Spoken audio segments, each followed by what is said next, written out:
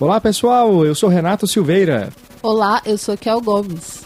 Em Foco, o Enigma de Andrômeda.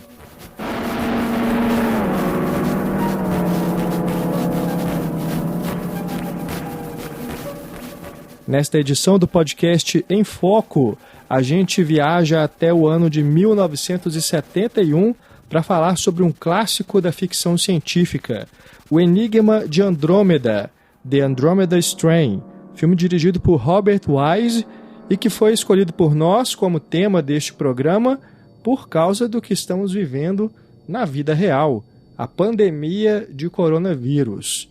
É um fato histórico que está mexendo com a vida de todo mundo, inclusive na indústria cinematográfica. Aqui no podcast Em Foco, a gente sempre fala sobre filmes que marcaram época e o Enigma de Andrômeda é um marco da ficção científica justamente pela forma muito precisa com a qual ele aborda a questão de uma infecção por um organismo não identificado, misterioso. E a gente está vivendo praticamente isso com a questão do coronavírus, Ainda não existe, no momento em que a gente está gravando este podcast, finalzinho de março, começo de abril de 2020, uma cura para essa doença que já matou milhares de pessoas no mundo todo. Nem vacina. Não existe vacina, Então, na questão ali do filme O Enigma de Andrômeda, não é exatamente um coronavírus, mas é uma bactéria que veio de outro lugar fora do nosso planeta. É um micro-organismo extraterrestre.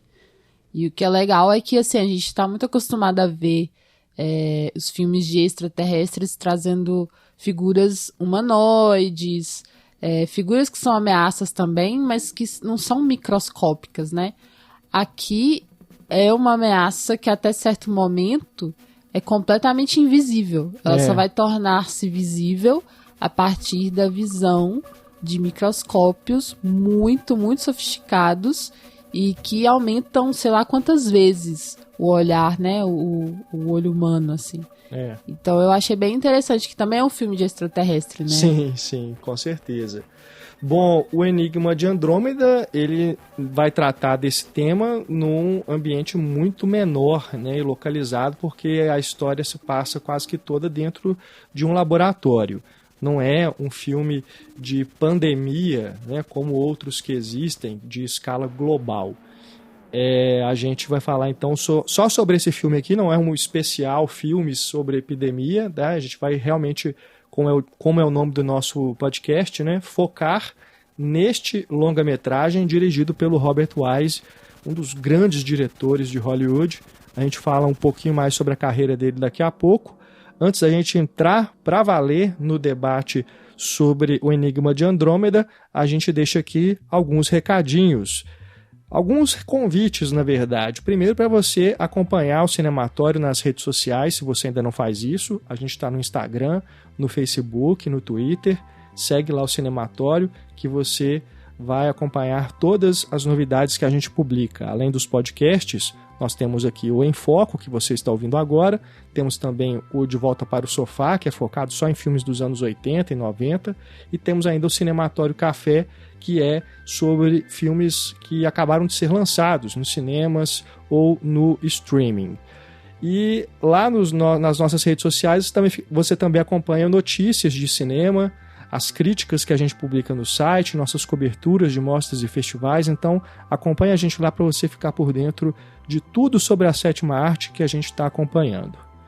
Temos também o nosso canal no YouTube e o nosso perfil no Spotify, com playlists. A gente tem, além do perfil de podcasts, um perfil com playlists com trilhas sonoras que marcaram época e também que a gente faz ali uma seleção, Kel, de músicas que são temas de filmes ou inspiradas em filmes que a gente comenta nos podcasts.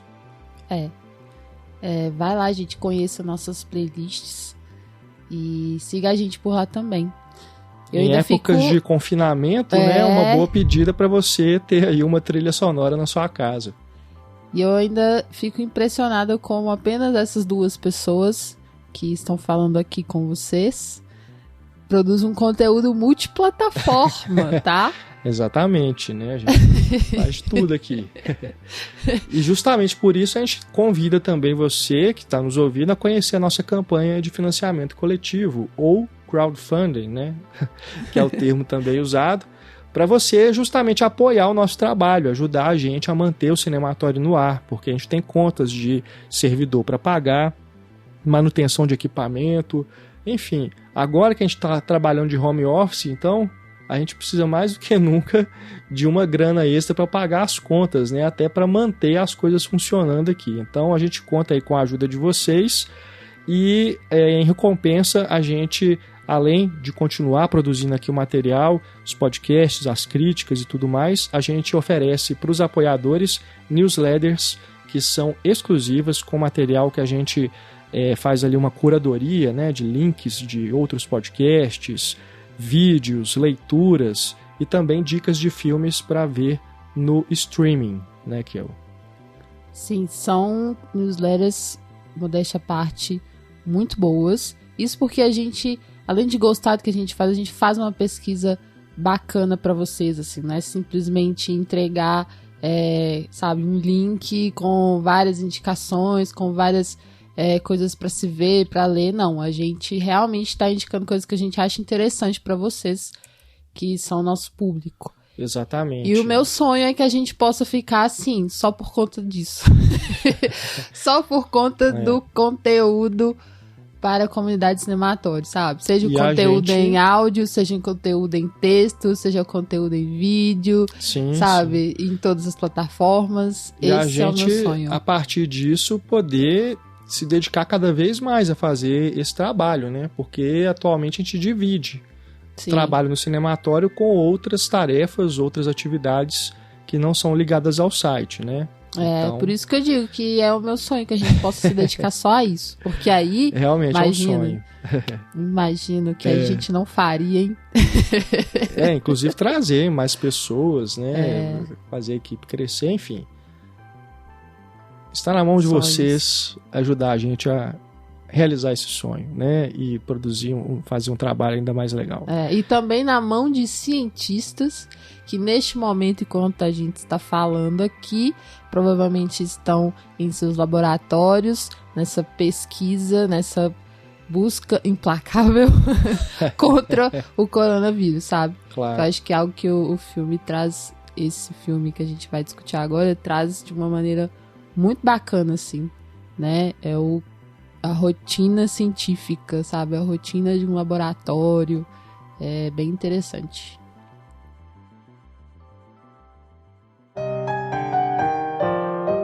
Grande Angular.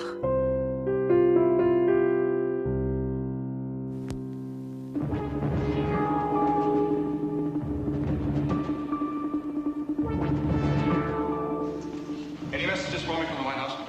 Not a thing, Dr. Stone. Well, you have it.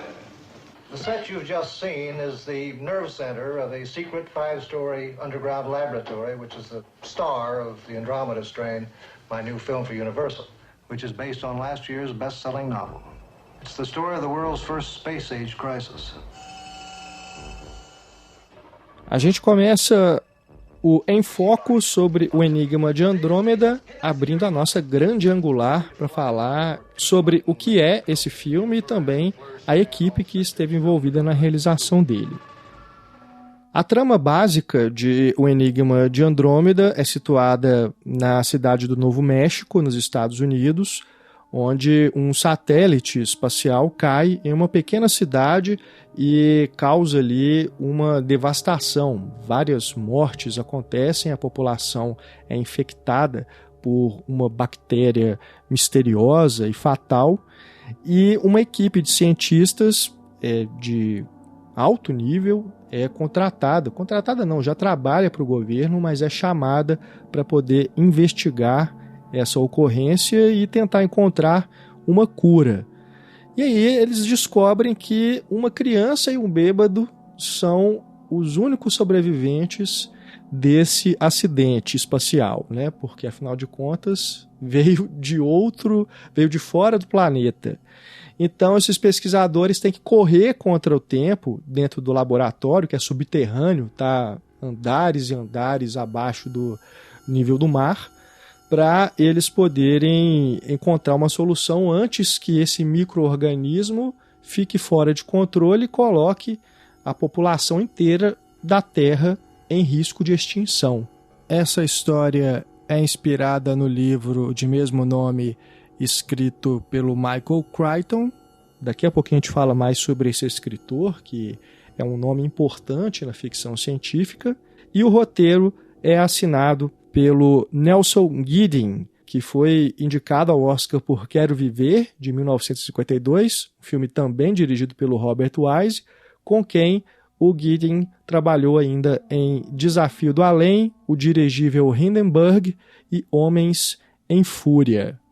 O Robert Wise, que é o diretor desse longa, é um dos grandes diretores de Hollywood, já falecido, mas que nos anos 40, 50, 60, 70 dirigiu filmes clássicos e passeou por vários gêneros, né? Ele fez desde dramas a faroestes, além da ficção científica, um outro filme que é muito marcante na carreira dele, né? O Dia em que a Terra Parou. O Robert Wise dirigiu também musicais, como A Noviça Rebelde, Amor Sublime Amor. Fez filmes de guerra, né? O Canhoneiro de Yangtze. Enfim, um diretor que, como os grandes de Hollywood, navegou entre gêneros, um diretor muito versátil, de uma direção muito econômica, né, e clássica, como a gente mencionou. Então, um dos grandes nomes realmente de Hollywood, e que tem aqui em O Enigma de Andrômeda, talvez um dos seus filmes lado B. Isso que, assim, considerando todos os clássicos que ele fez, esse filme não é dos mais laureados, né? Ele teve essas 2 indicações ao Oscar, também concorreu ao Globo de Ouro, mas não ganhou prêmios, né? É um filme realmente que ficou marcado por estar inserido no cinema de gênero, na ficção científica, mas dentro da carreira do Wise pode ser considerado quase que um lado B, né? Mas, anyway, é um grande filme, um marco realmente desse gênero, e que tem vários atributos que merecem ser destacados, principalmente na questão da direção de arte, efeitos visuais e a própria questão científica. Se você for parar pra pensar, né? Alguém que fez A Noviça Rebelde, né, também fez esse filme. Daí você tem a noção, assim, de versatilidade, porque são filmes completamente diferentes, né? E essa questão do cientificismo, eu acho que é algo que talvez deixe o filme um pouco fora dessa aclamação de outros filmes dele, sabe? Porque não é um filme de ficção científica fácil, sabe? Ele não faz escolhas fáceis, assim. Ele é muito tipo cerebral, ele é muito... O Interestelar, do Christopher Nolan, né? Que é um filme que também vai muito nos detalhes científicos e muitos dos fãs do Nolan, inclusive, não gostam, né? E eu acho que ele busca até uma estética documental, assim, sabe? É quase como se fosse um antifilme, sabe? É uma coisa assim... sim. Ele tá querendo, sabe? Ele tá querendo manter um distanciamento mesmo, assim, pra você observar aquilo como se fosse um cientista. Sabe? Exatamente. Então, eu entendo, assim, que não tenha toda essa aclamação, mas é exatamente, assim, por isso que ele também é um grande filme, sabe? Por fazer essas escolhas, que são escolhas acertadas para o que ele adapta, o livro que ele adapta, e também para o tema, enfim. E que eu achei demais, assim, é uma outra forma de criar tensão, de criar um certo horror, né, do desconhecido. Eu queria só destacar também que o Robert Wise, ele ganhou 4 Oscars, né? Sim. Melhor filme, melhor diretor em 1966 por A Noviça Rebelde, E melhor filme e diretor por Amor, Sublime Amor, em 62. E esse foi o primeiro Oscar entregue a 2 diretores ao mesmo tempo, né? Porque o Robert Wise dirigiu Amor, Sublime Amor junto com o Jeremy Robbins. E no currículo do Robert Wise tem nada mais, nada menos que a montagem de Cidadão Kane. Ponto. Também de cada Oscar, né? Sim, sim. E assim, é só um filme que, assim, grande parte da crítica considera o melhor filme de todos os tempos, né? Só isso, assim, que eu tenho a dizer. Com certeza, né? Robert Wise tem seu nome gravado nos anais de Hollywood. Acho esse nome horrível, mas tudo bem. Bom, o Enigma de Andrômeda foi indicado ao Oscar de melhor direção de arte e decoração de set e ainda melhor montagem. E naquele ano, quem ganhou melhor montagem foi Operação França, também nada mais, nada menos, né? Um filmaço e que tem na montagem também um de seus grandes méritos, filme dirigido pelo grande William Friedkin. E direção de arte ficou para Nicholas e Alexandra. Esse eu confesso que é um filme que eu nunca vi. Não sei. Mas enfim, não sei. Tem aí um Oscar, né, no seu currículo. E ganhou de O Enigma de Andrômeda, que, poxa, eu acho que assim... Que é maravilhoso. Sabe, o grande destaque do filme pra mim. E exatamente por isso a gente vai falar a parte, né, sobre essa questão da direção de arte daqui a pouquinho. Aproveitando, né, que a gente está falando da equipe, a fotografia do Enigma de Andrômeda é do Richard Klein, que foi indicado ao Oscar por Camelot e o King Kong de 1976, né, a versão lá das Torres Gêmeas. Voltou a trabalhar com o Robert Wise em Jornada nas Estrelas, o filme, né, falando aí do Robert Wise na ficção científica, além do Dia que a Terra Parou, ele ainda fez o primeiro Star Trek, né, o primeiro longa de Star Trek em 79.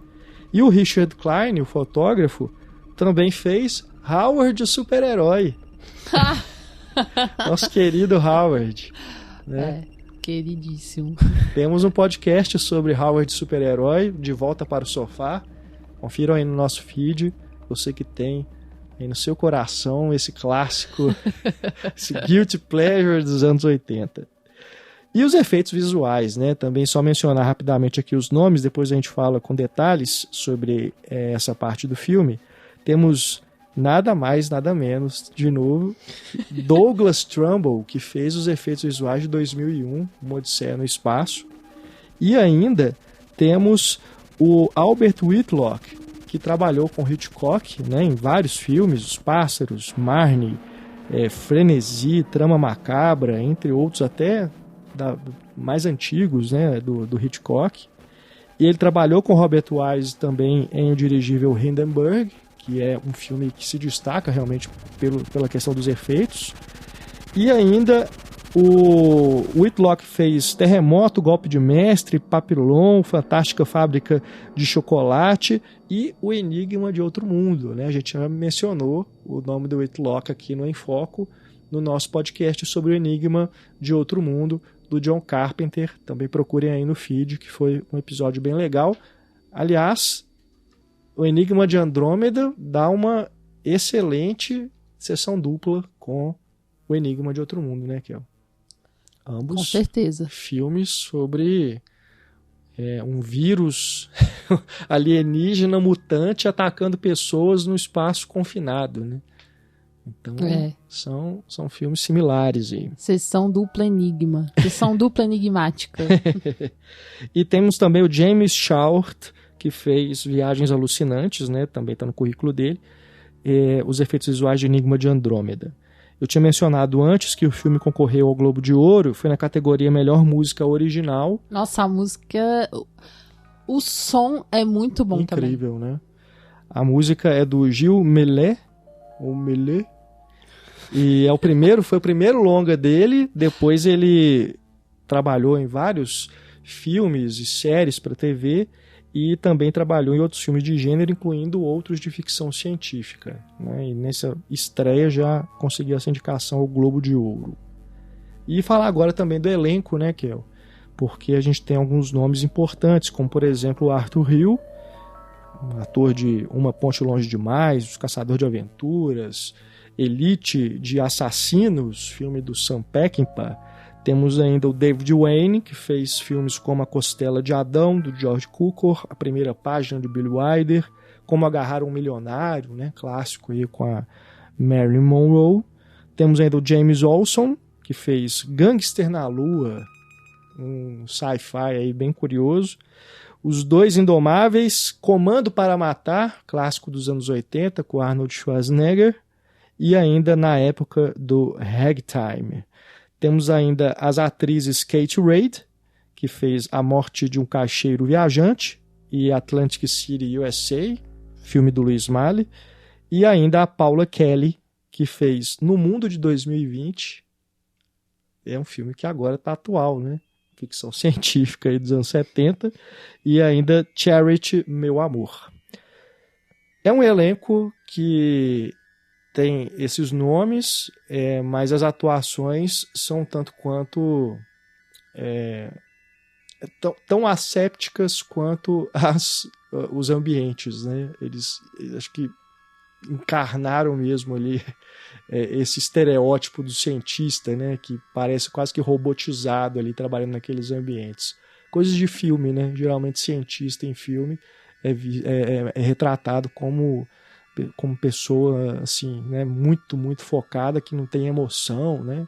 Eu acho que os atores aqui, na maior parte do filme, estão dentro desse estilo, né, de atuação.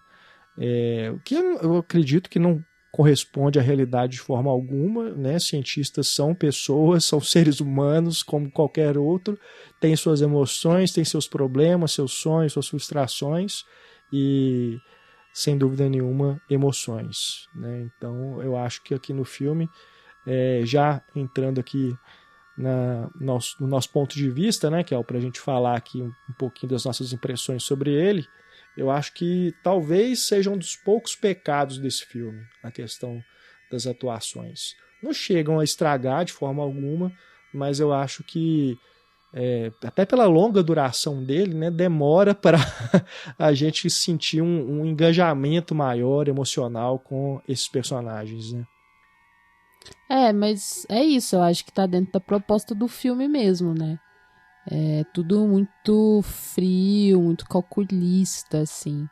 A partir de um determinado momento é que as coisas mudam por uma questão narrativa ali de urgência, né, e você tem mais ação, mas eu acho que isso é realmente muito recorrente, assim, ao abordar, ao representar o ambiente científico, os profissionais da ciência, da pesquisa, enfim, sempre trazem essa postura assim, pelo profissional como algo que não pode estar ligado à emoção, assim, né? Como algo que tem que ser apenas quase que mecânico, né?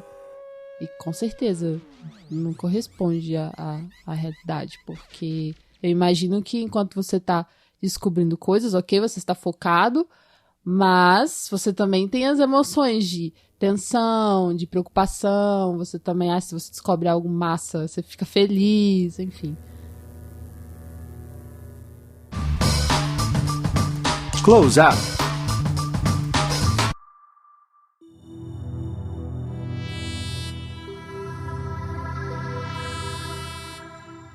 A gente já falou aqui sobre essa questão científica, que o filme se detém muito, né, sobre essa questão procedural, inclusive, e é uma das coisas que eu mais gosto no filme, aliás, né, esse nível de detalhe muito rico que ele dá, não só na questão visual, que você se sente realmente dentro daquele laboratório, é tudo muito crível, né, todos os cenários, todos os laboratórios, as máquinas, tudo é muito crível, mas a questão assim, da pesquisa, ela é muito detalhista também.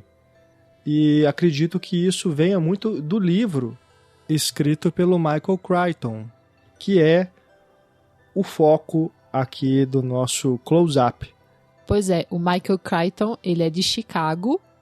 Ele foi, né? Porque, na verdade, ele já faleceu. Ele faleceu em 2008, aos 66 anos.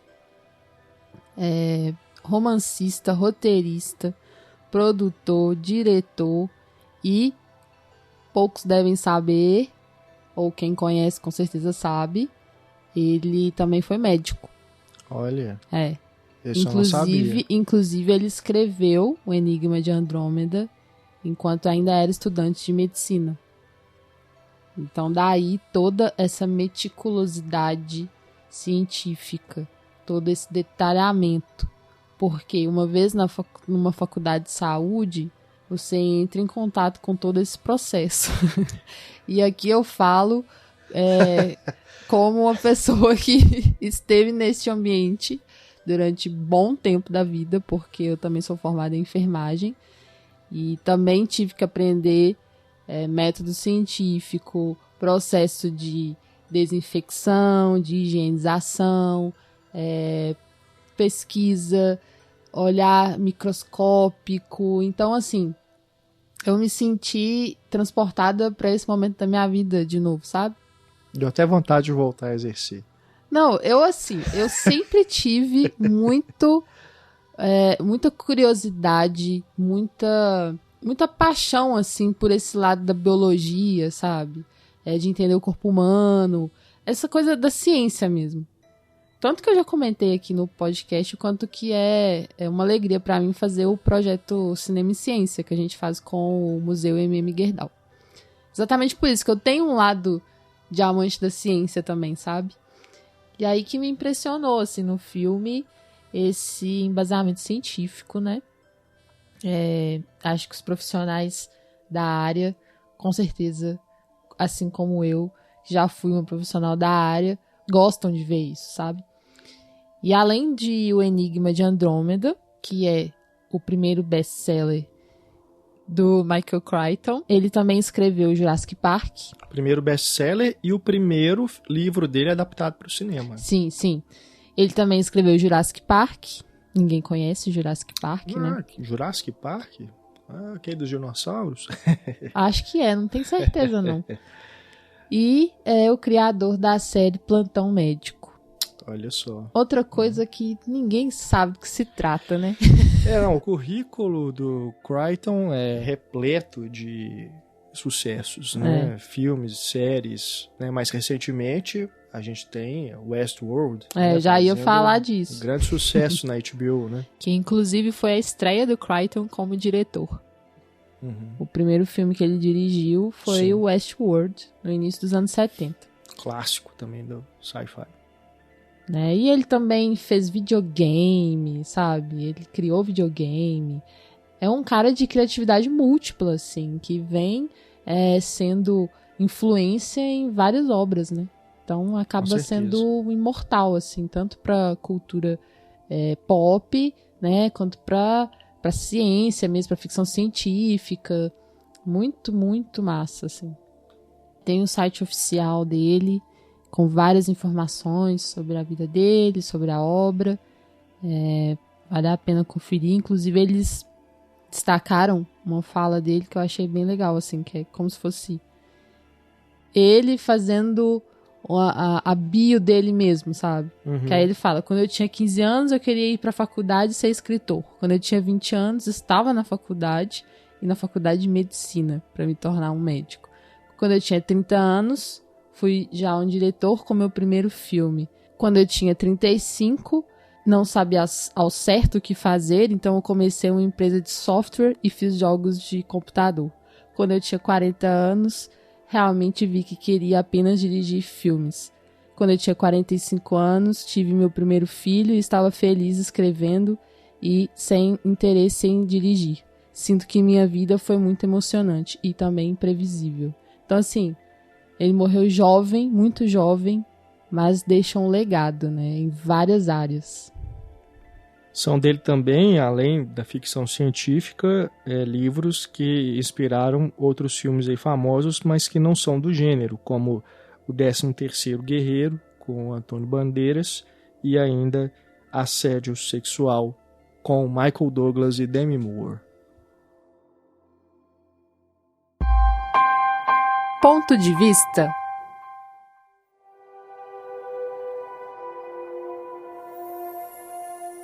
Uma coisa que é o que eu gosto muito do filme desde o seu início, né, isso falando aí do letreiro já, dos créditos iniciais, é como que ele vai criando uma espécie de found footage, né, que a gente viu crescer muito aí depois de A Bruxa de Blair, que começa falando, né, o que você verá a seguir foi encontrado em tal lugar. Aí aqui fala que a história é baseada em documentos que foram preparados, né, produzidos por cientistas, né, estudos, não sei o que e tal, da NASA. Então, assim, a partir desse momento ele já vai criando na gente a sensação de nós estarmos vendo imagens secretas ou algo proibido, né, ou mais ainda, quando a gente começa a entrar no laboratório subterrâneo, vai dando na gente essa sensação de a gente estar num local que é restrito, né, de segurança máxima. Você sente realmente todo o clima que o filme constrói através dessas imagens, desses anúncios e de todo o set que é construído, vai criando esse clima, né, de tensão, de você estar assim, cara, que isso, né? Onde que eu tô indo? Onde que esse filme tá me levando? Então eu gosto muito da construção dessa atmosfera que o Robert Wise vai preparando desde ali do início do filme. Como eu tinha dito no começo do programa, tem ali uma estética meio documental mesmo, né? Traz essas chamadas assim de como algo que é registro digital, né? Como algo que é real, assim, que de fato aconteceu, e uma trilha sonora muito incômoda desde o início e que é muito eletrônica, né, que lembra muito computador, máquina. Sim. Então cria mesmo essa atmosfera de que você está lidando com dados, né, Sim. e não apenas com imagens de um filme, sabe, mas são dados. São informações. Então eu acho bem interessante como que ele vai construindo isso. E eu li que tem a ver também com a própria construção do livro. Uhum. Que o livro também traz isso. Eu acho que também é até uma forma de questionar, sabe? Ok, a gente está lidando com uma ficção aqui, mas isso pode acontecer, sabe? Ou já aconteceu, parecido. Enfim, são dramas e são situações que a gente pode lidar como sociedade, né? É algo assim que, inclusive nos anos 70, foi muito abordado, né? Essa coisa da exploração espacial, né? E tudo mais. Então eu acho que tem a ver mesmo com esse questionamento de estamos fazendo um filme, mas poderia não ser. E nesse início, aliás, não vou nem dizer início, acho que boa parte da duração do filme, a gente tem muitos diálogos expositivos, no sentido de que ele gasta um longo tempo mostrando para a gente os procedimentos que os cientistas adotam ali dentro do laboratório, que faz parte de toda essa construção científica, do detalhismo médico, científico que o Crichton já trazia no livro e que foi adaptado para o filme também. É o que a gente falou, isso pode cansar o espectador que não está interessado em muitos detalhes desse nível, né? Mas tudo isso colabora para criar esse clima de confinamento que a gente está ali, que é a única preocupação dessas pessoas, né? Dos profissionais que estão ali. Eles estão pensando no que eles têm que resolver ali, porque é um problema grave, que se sair dali pode gerar uma pandemia, né? Ainda não chegou nesse nível ali, tá localizado, tá ali dentro daquela cidade onde caiu o satélite com essa bactéria e depois levado para dentro do laboratório. Se que eles aquilo nem foge sabem... do controle, acabou. Eles têm que resolver ali, né? Que eles então nem tem esse sabem clima de se é uma urgência. bactéria.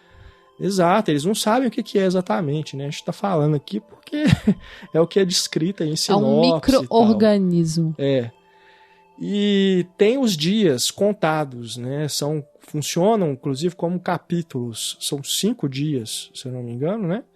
E aí, isso lá nos letreiros iniciais já é falado sobre o tempo que durou essa experiência, essa pesquisa.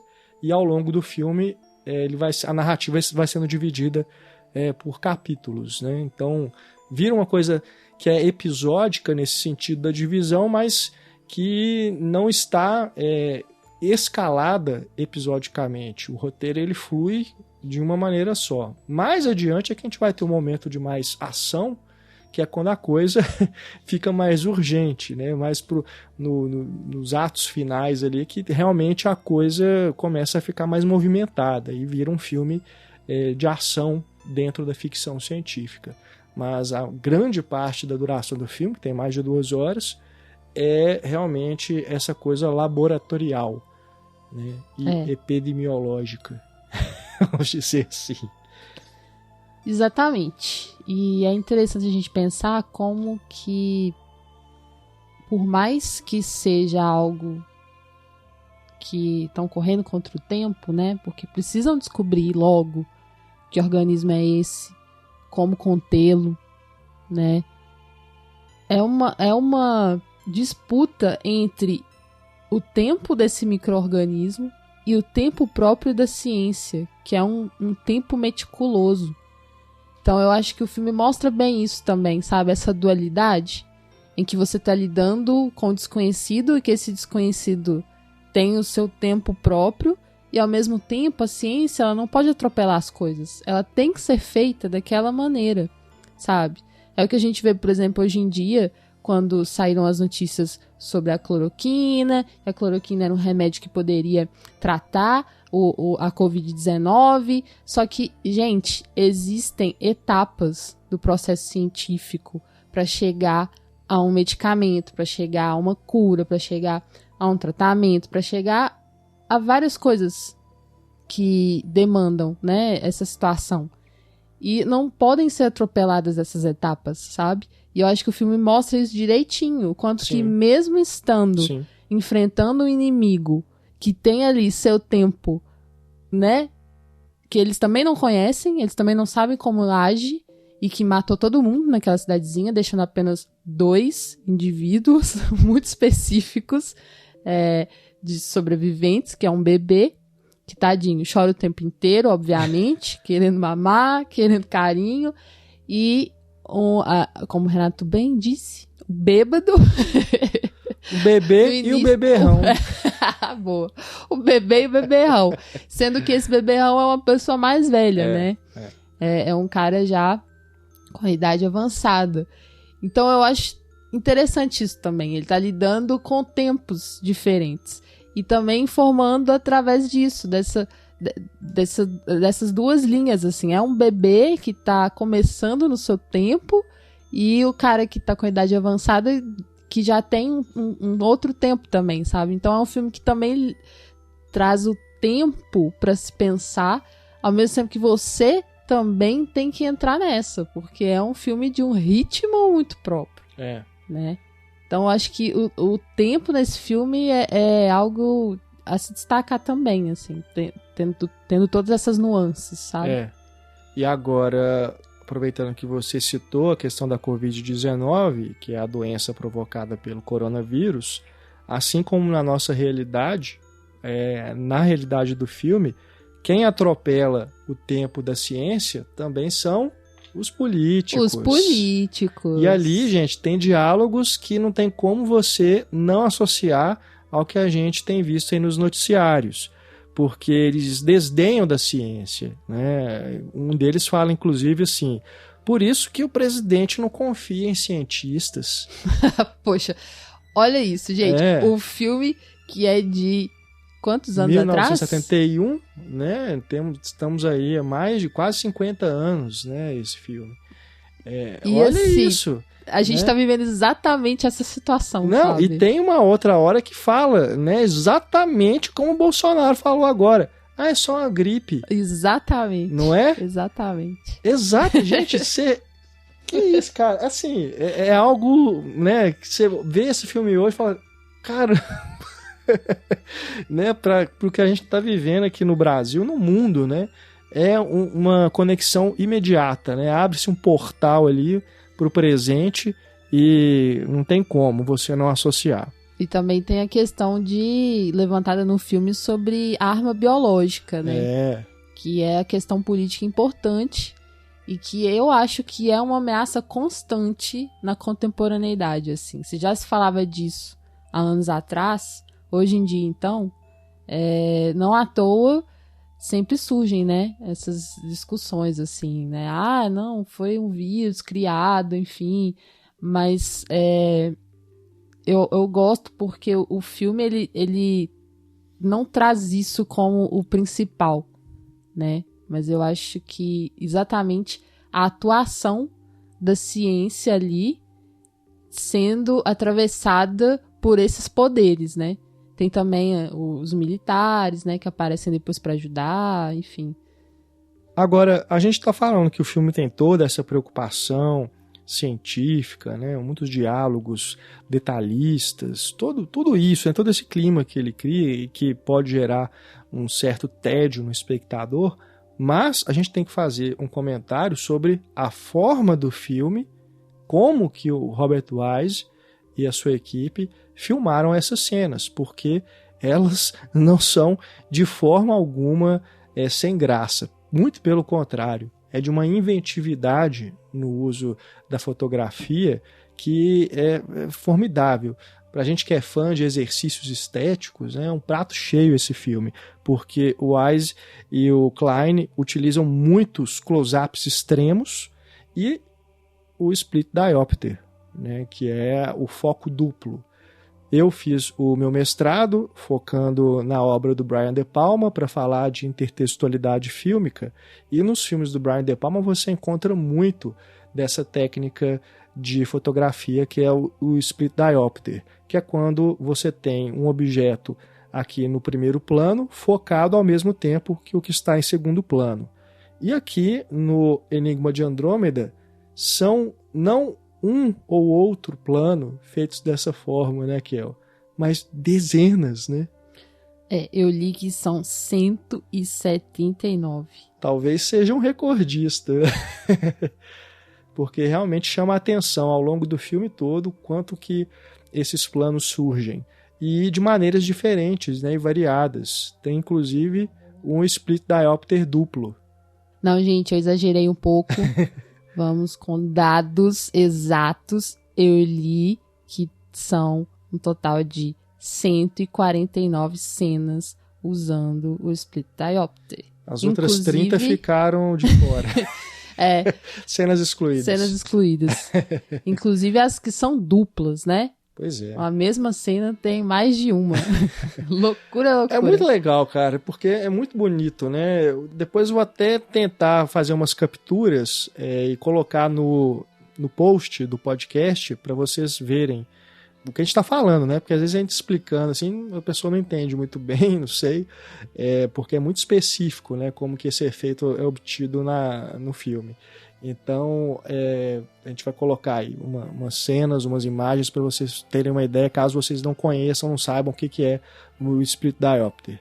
Mas é muito bonito, tem um plano que chama muita atenção, que inclusive tem o foco duplo num personagem que está no fundo, no meio de duas pessoas, sabe? Ele quase que cria uma moldura com as duas que estão na frente, né, no primeiro plano, para focar também a outra que está lá no fundo.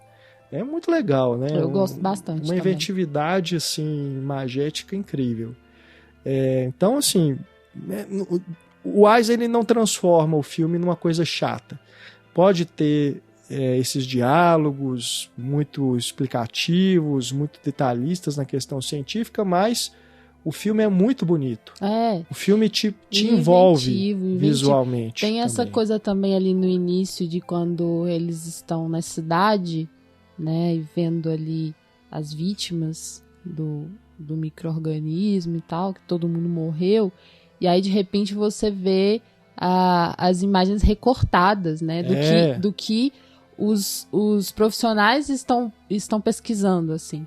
Então, ao Exato. invés de mostrar uma câmera subjetiva, ou mostrar simplesmente a cena como a gente já habituou a ver, não, ele faz recorte do que eles estão pesquisando ali, né? Que é exatamente como se fossem dados, né? Como se fossem imagens de um arquivo, assim. Que é um uso inventivo da tela dividida, Da né? tela o split dividida, screen. é. Né? Não é simplesmente dividir a tela, não, tá, gente? As imagens, elas estão recortadas mesmo, assim. Acho que também fica difícil da pessoa imaginar, né? Mas é porque enquanto de um lado você vê o personagem que ele tá ali, ele é uma espécie de um detetive, né? Ele tá explorando, mas não é um detetive de polícia, é um detetive da ciência, que eu não sei o nome agora, porque ele tá explorando esse local contaminado. Então ele tá com aquela roupa que o protege de contaminação, né? Todo o EPI, que é o equipamento de proteção individual. E de um lado você vê ele, e do outro você vê recortes de cenas do que ele estaria vendo. Né? Sim. Enquanto ele anda pelas casas, enquanto Sim. ele anda pelas ruas. Então não eu deixa achei de bem ser legal. investigação científica, né? Sim. Um cientista também é um investigador nesse sentido. O pesquisador é um investigador, né? Não só na área da ciência, mas também na área das humanas, né? Quando você pesquisa, você está investigando algo. E a investigação de um detetive é a ciência criminal, né? Então, tudo tem, exatamente, metodologias específicas. Cada um de com sua área. metodologia. Então é legal isso. Além do próprio som. Gente, se você não prestar atenção no som, na inventividade desse som, eu acho que é preciso fazer uma consulta, porque, assim, é uma coisa que realmente te tira do normal, assim. Ou você é incomodado, ou você acha super interessante, sabe? É um som muito específico também. A equipe de som, que é formada pelo Ronald Pierce, vencedor de Oscar por Terremoto, o James Alexander, que trabalhou em Jornada nas Estrelas 2, também Laços de Ternura, e ainda o Aldon Watson, que trabalhou em Marnie, Confissões de uma Ladra e Psicose. E Os Pássaros, né? Gente, do só Hitchcock. tem. Nessa equipe desse filme, só tem gente foda. Só. Que isso? Fantástico, né? Incrível. Muito, muito bom. Muito bom mesmo. É Dream Team. E tentando falar agora, né, sem muito spoiler, assim, porque talvez tenha gente que nunca viu o filme e tá ouvindo o podcast para justamente se informar, saber mais sobre ele. Não vamos contar aqui o final, mas como a gente tinha mencionado antes, tem um momento ali nos atos finais do filme que a coisa fica mais movimentada, né? Tem cenas mais de correria, literalmente, ação né? mesmo.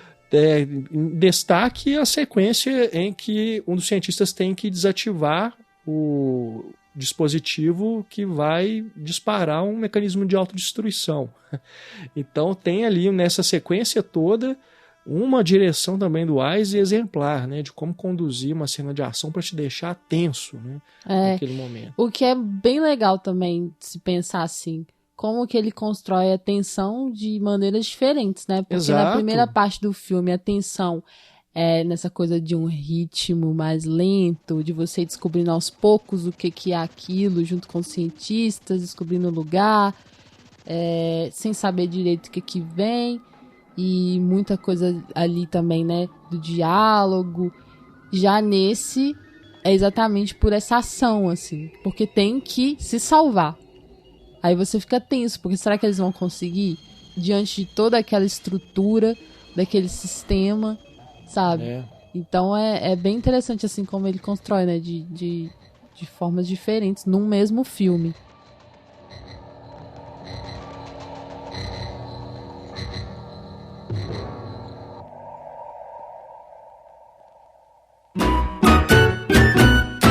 Zoom!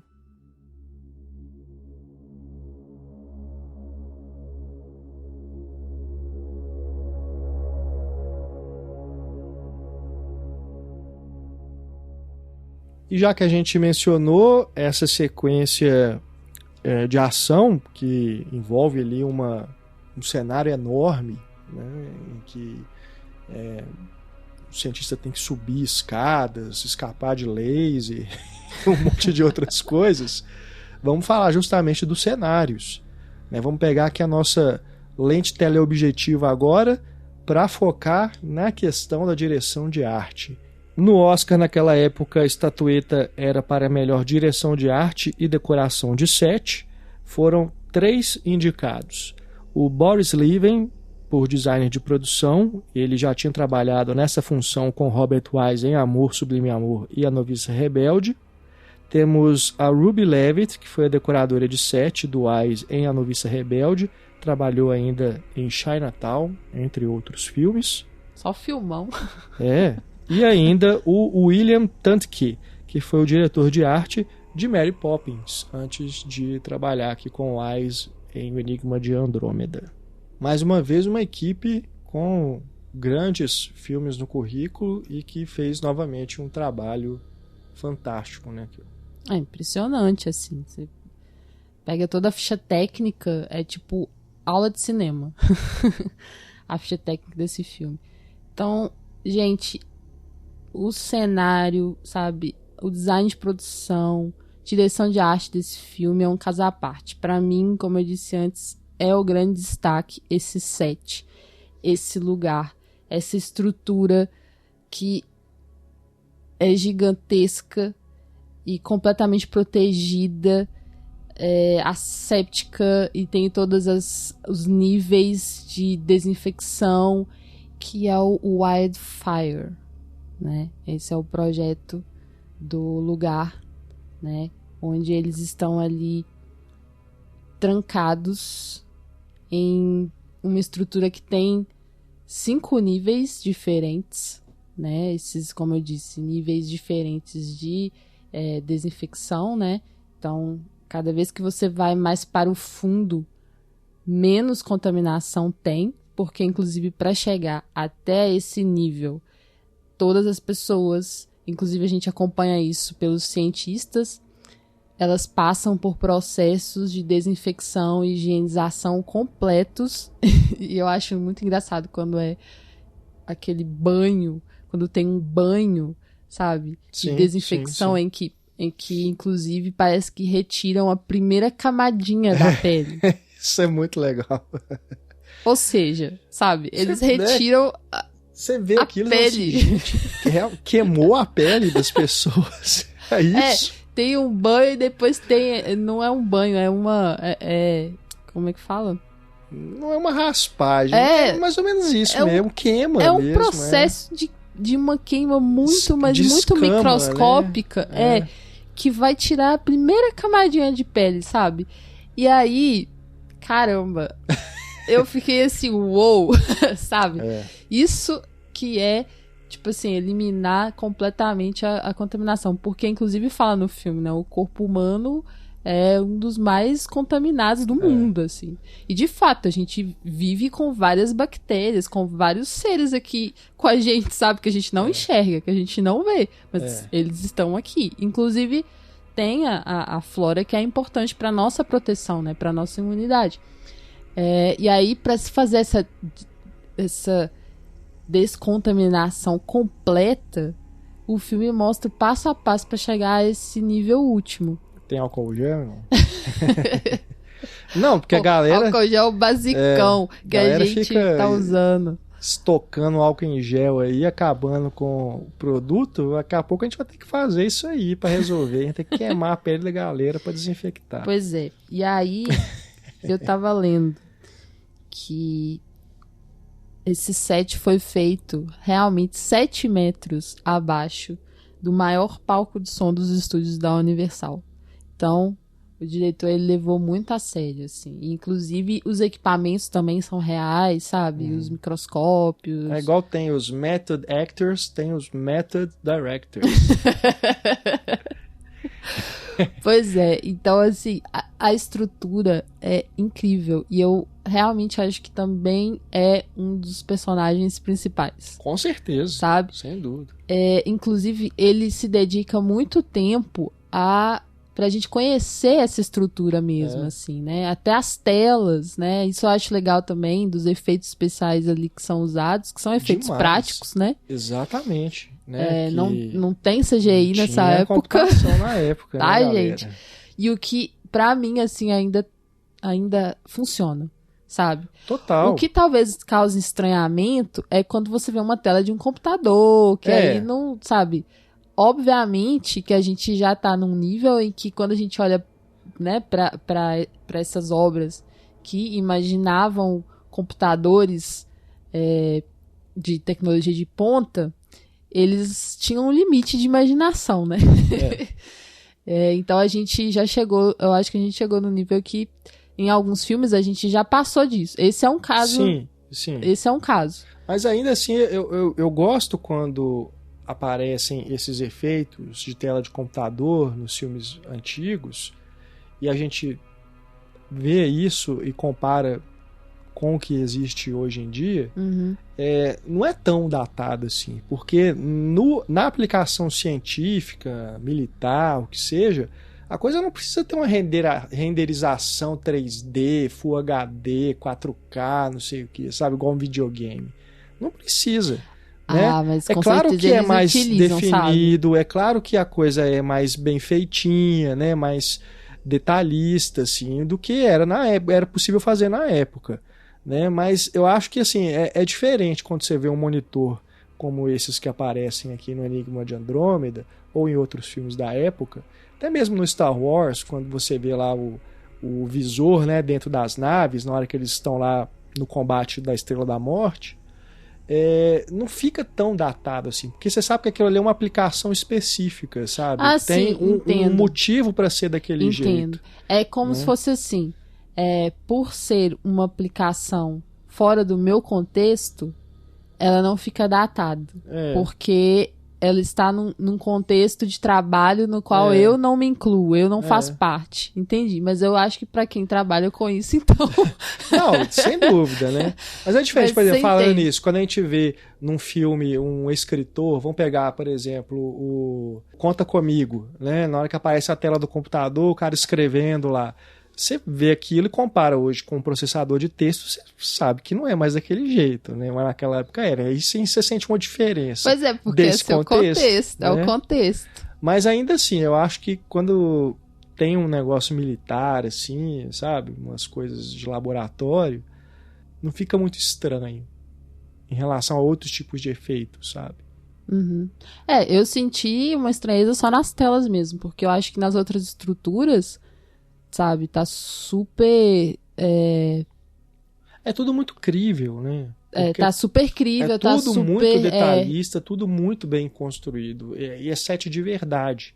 Tudo é muitos detalhes, né? E aí lembra, de novo, 2001. Sim, inclusive as cores. Acho que as cores são as mesmas que são utilizadas em 2001. Aqui também se utiliza as mesmas cores. E também o design... Né? Aquele set que é vermelhão, assim, nas paredes, o corredor, né?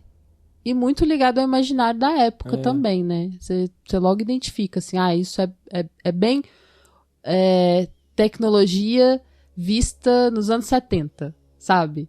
Não é datado, assim, quando você olha para as estruturas, mas você identifica o olhar, sabe? O olhar de um tempo específico. E você falou dos efeitos visuais, como a gente mencionou, né? Tem a participação aí do Douglas Trumbull e do Albert Whitlock, além de todos esses que a gente já citou, tem também o próprio efeito que mostra o micro-organismo, né, na tela lá, que também é muito legal. É muito legal. Eles vão descobrindo, né, que ele tem um formato específico, e aí você tem a possibilidade de visualizar isso também. E aquilo ali é a visão que você tem do monstro, né, do filme. E é legal como ele também parece ameaçador pra gente, né? Justamente porque é algo que não tem uma forma conhecida, né? É um negócio tipo uns cristais, né? E aquilo ali um formato de cristal. Ele vai tipo se multiplicando, né? E você não tem muita noção do que é aquilo. E ele parece que vai aumentando e tem aquela cor que deram para ele ali, uma coisa meio esverdeada. Então ele cria também, né? um visual, dá uma, entre aspas, cara para essa criatura. Igual o coronavírus, né? Exato. O coronavírus, Exato. inclusive, já tem sticker, já tem lá o desenho dele com as coroinhas ao redor. Então, assim, dá uma cara para o que você não consegue ver. E que mesmo sem você conseguir ver, é uma ameaça real, né? É uma ameaça invisível, mas muito real. E ali eles estavam ainda em busca, né, de onde ele estaria naquela estrutura que chega do espaço, né? O satélite que chega do espaço. Então eles estão numa busca microscópica mesmo. Então tem que ficar aumentando, né, a visão do microscópio cada vez mais. Isso eu acho muito legal, porque uma coisa também que eu amava na faculdade era isso, gente. É visão microscópica. Um mundo existe, aliás, universos inteiros existem sem que a gente tenha a menor noção, porque a gente não vê, a gente não enxerga. Então, são aquelas coisas tão pequenininhas aumentadas, sabe? Um tecido quando aumenta, aí você vê toda a estrutura, sabe? A textura, é incrível. E aí, isso também, para quem gosta do tema, é muito legal, porque ele vai mostrando isso no computador, né? Como que ele vai procurando ali até encontrar. Eu acho que é aqui. Aí é um pontinho minúsculo, que aí ele vai aumentando e finalmente chega a uma figura possível, né? Que eles dão o nome de Andrômeda. Aliás, isso é muito legal na hora que perguntam para cientista, né? O que é Andrômeda? Por que esse nome? Aí na hora que ela vai explicar, cortam. Eu lembrei do Chaves. Que sempre que alguém perguntava onde que o Chaves morava, ele ia falar e acontecia alguma coisa e mudava de assunto. Mas eu achei que foi uma brincadeira legal do roteiro, né? Pra não ter assim, que explicar por que Andrômeda, né? Enfim, achei interessante. Também gostei. Não, e é engraçado porque a minha primeira reação a isso foi achar que eu tinha perdido alguma coisa. Eu lembro que eu te perguntei, né? Eu falei, mas peraí, por que foi? Qual a explicação dada? Não, ele cortou mesmo. Muito bom. E assim, é importante também a gente pensar sobre isso que o filme coloca, de toda essa tecnologia, né? Todo esse lugar construído, extremamente científico e tecnológico e protegido, e mesmo assim as coisas ainda dão errado.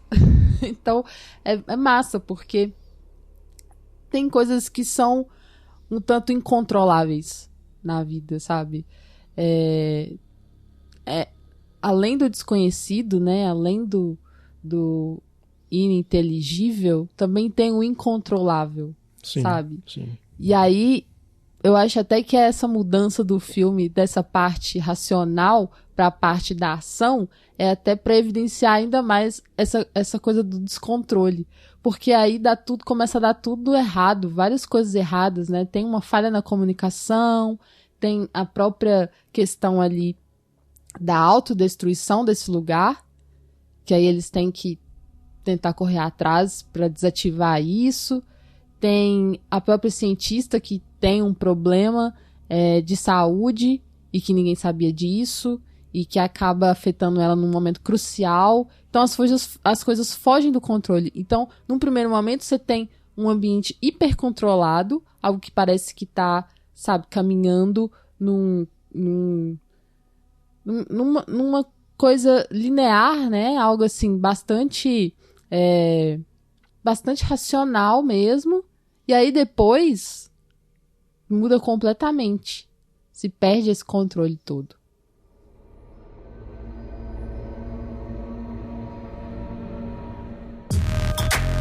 Fora de quadro.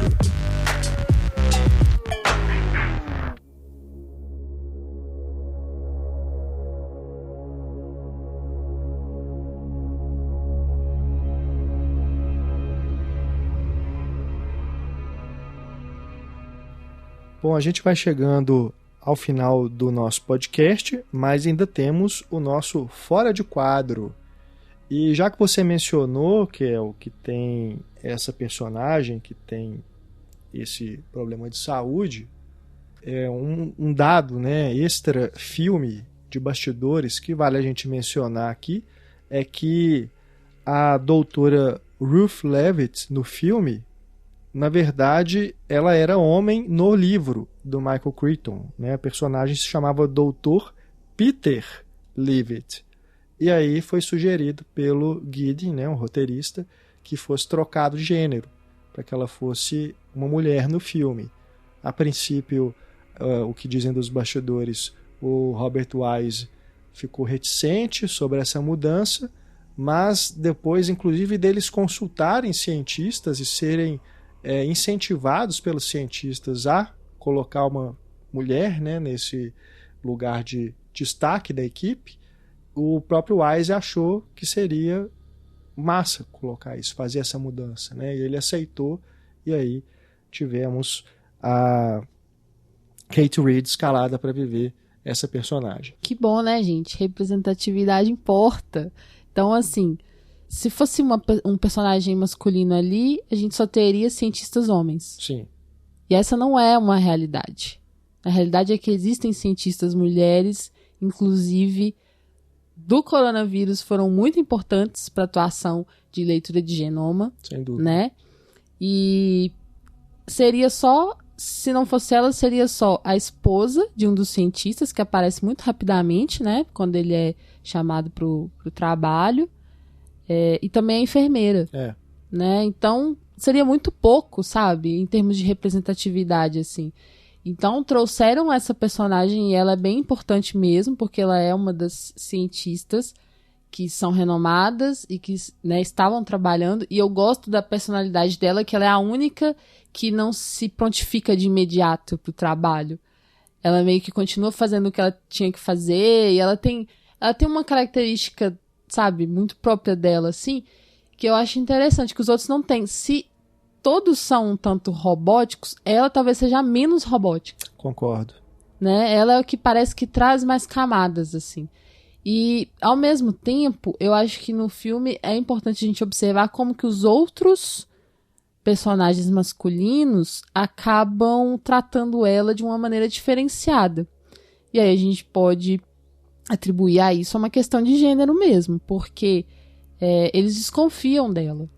Né? Não é o mesmo tratamento que os outros têm no sentido de autoridade, sabe? Eles estão o tempo todo na desconfiança. Tá, você pode pensar, mas é por causa dessa personalidade dela. Mas não só, ela já é uma autoridade ali, né? Então, um jeito de ser não justifica uma desconfiança de conhecimento, de técnica. Enfim, eu fiquei observando isso, sabe? Como que existia uma certa desconfiança em relação a ela. Mas a questão da doença que ela tem é curioso, porque isso é colocado pra gente em um momento específico, né? E isso não é dado pra gente antes, essa informação de antes. E eu fiquei pensando que ela tem epilepsia, ela tem uma crise epilética no momento. E aí você só descobre isso durante a crise. E eu fiquei pensando que ela escondeu isso dos outros e não foi uma atitude legal. Porque ela estava num trabalho muito sério ali. E a epilepsia, ela né, poderia, como de fato aconteceu, atrapalhar esse trabalho, sabe? E eu acho que tem um momento do filme, antes da crise, que ela tem... Ela deixa passar uma informação importante, sabe? Um momento que eles estão observando ela e um outro cientista, que estão trabalhando juntos, observando a imagem do micro-organismo, e tem um momento do filme que ela parece estar um pouco fora de si. É como se ela não estivesse ali. Então acho que essa foi a primeira indicação, sabe? De que tinha alguma coisa diferente com ela e que ela poderia estar perdendo alguma informação importante ali do que ela estava pesquisando. E aí só depois que a gente vai entender. Ela teve uma crise e tal. Mas super importante ter essa personagem, sim, sabe? Sim. Eu acho que foi uma mudança importante e que bom que aconteceu, assim. Eu queria acrescentar 2 críticas. Opa, chegou a do contra.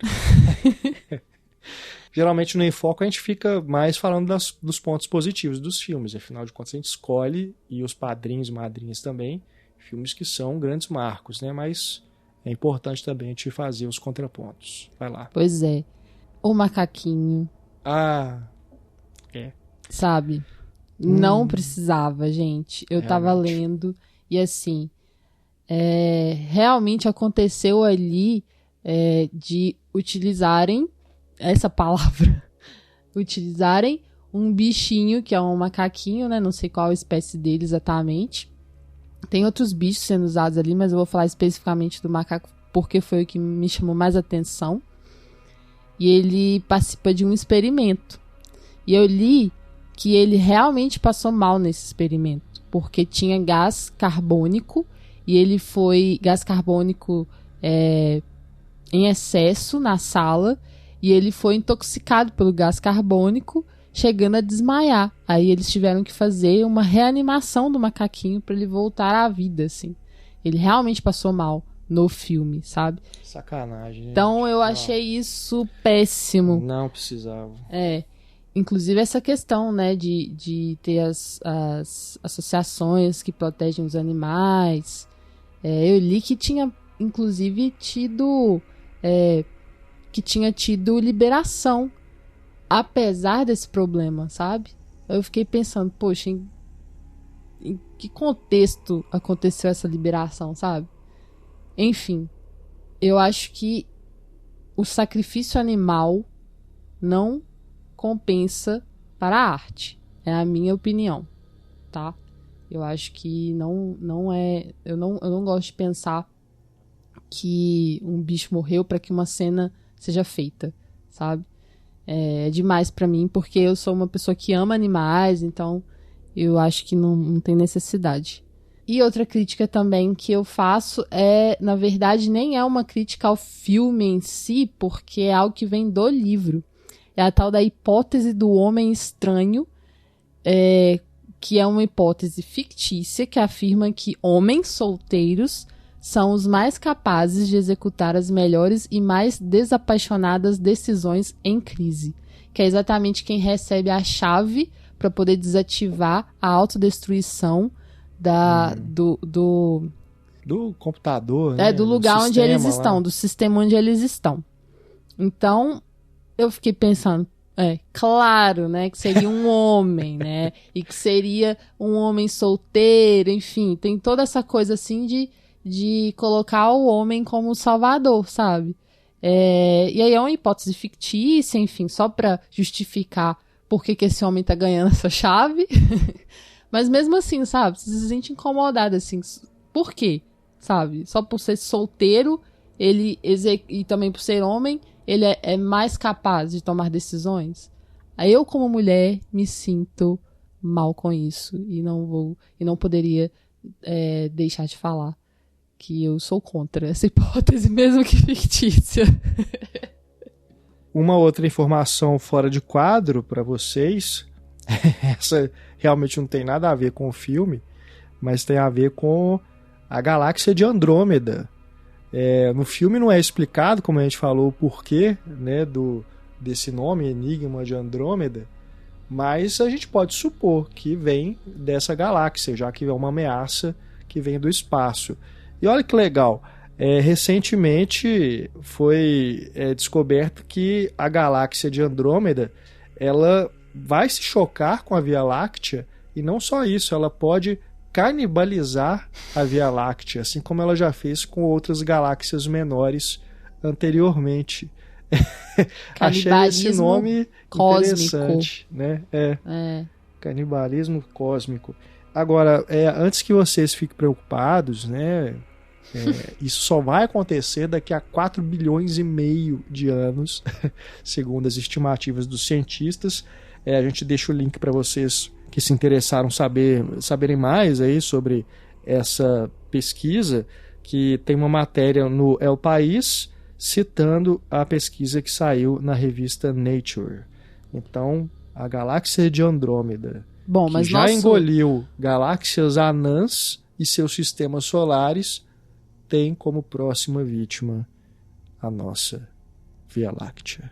Nossa! Mas não tem outras vítimas entre o encontro com a Via Láctea? Ela não vai encontrar com outras coisas? Pode ser. Mas eu achei legal essa questão do canibalismo, porque tem a ver com a forma como esse micro-organismo ali do filme vai se desenvolvendo, crescendo e tomando conta, né? Isso. Ele... se fundindo com outros micro-organismos, absorvendo isso e... inclusive é algo legal que tem no filme também. De uma forma fatal. Que é isso, como que eles acabam descobrindo que se explodir vai ser pior, né? Se explodir a coisa toda lá, porque ele vai ficar mais forte, assim. Mas eu achei interessante esse conceito de canibalismo cósmico. Isso me intrigou, sabe? E assim, não quer dizer que a gente vai ser dizimado, né? Quando há esse encontro de galáxias, uma incorpora a outra. Não Na necessariamente... verdade, é esse o processo, né? Só deram o nome de canibalismo porque é também uma galáxia. Então é uma galáxia que vai comer a outra, assim. Não é exatamente um planeta bate no outro, enfim, vira um cataclisma. Pode acontecer, mas... Bom, eu acho que vai. É o que eu entendi, né? Enfim. Não, eu entendi. Mas é porque há grande chance de acontecer. Claro, né? E você falou para não se preocupar daqui a 4 bilhões de anos, mas o nosso programa estará aí daqui a 4 bilhões de anos. Então, se você está escutando, né? Estamos em 2020. Se você está escutando esse arquivo histórico, bom, só lamento pelo fight entre Andrômeda e Via Láctea. Sim. Por enquanto, nosso fight aqui é com o novo coronavírus. A gente pede pro ouvinte que é cientista, que tem um conhecimento maior que o nosso sobre o tema, para deixar o seu comentário ou mandar um e-mail pra gente explicando, né, ou corrigindo as bobagens que a gente pode estar falando aqui sobre o tema. Fora de quadro loucaço que a gente trouxe aqui. E o Andrômeda dá pra gente ver a olho nu, né? Dá pra olhar pro céu e enxergar? É uma pergunta que também o nosso ouvinte, a nossa ouvinte que é astrônomo, pode nos explicar, né? Bom, a gente vai então finalizando com essas informações, ou não, o nosso podcast. Ou devaneios, informações ou devaneios. Sobre o Enigma de Andrômeda. Lembrando que há uma versão de 2008 em minissérie, que é uma adaptação mais livre do livro, pelo que eu fiquei sabendo, não cheguei a assistir, por isso a gente nem comentou aqui, mas fica o registro que há essa espécie de remake ou readaptação que foi feita para televisão em 2008, mas que parece que não agradou muito, né, a quem viu. Mas fica aí o registro. E a gente vai, então, finalizando aqui o programa, agradecendo demais a audiência, esperamos que vocês tenham gostado. Quem ainda não viu o Enigma de Andrômeda, tomara que procure pelo filme, conheça essa obra do Robert Wise. Pelo que eu pesquisei, o filme não está disponível em DVD no Brasil atualmente. Ele foi lançado, mas já está fora de catálogo. Mas tem uma edição belíssima da Criterion, restaurada em 4K, que vale muito a pena ver, principalmente por tudo isso que a gente mencionou aqui no programa, sobre os efeitos visuais, o set, a direção de arte, a fotografia, vale muito a pena ver na melhor qualidade possível. Deixamos aqui o nosso e-mail para mensagens, que é o contato@cinematório.com.br, nossas redes sociais, Twitter, Instagram, Facebook, é só procurar por Cinematório, você nos encontra. Deixe também o seu recado, a sua mensagem, comentário aí no post deste podcast no nosso site cinematório.com.br. E se você quer escolher as pautas dos nossos podcasts em foco e de volta para o sofá, torne-se padrinho ou madrinha do Cinematório. Acesse o link da nossa campanha de financiamento coletivo, que está aí no site e também na descrição deste episódio, para você conhecer o nosso projeto, e essa é uma das recompensas para quem apoia o Cinematório. Você pode participar de enquetes e escolher os filmes que serão analisados nos nossos podcasts. É isso, gente. Conheça a nossa campanha, faça parte da nossa comunidade e esperamos que esteja aqui para nos ouvir nos próximos programas também. Beijo grande e até a próxima. Um grande abraço, pessoal. Até mais. Cuidem-se. Tchau.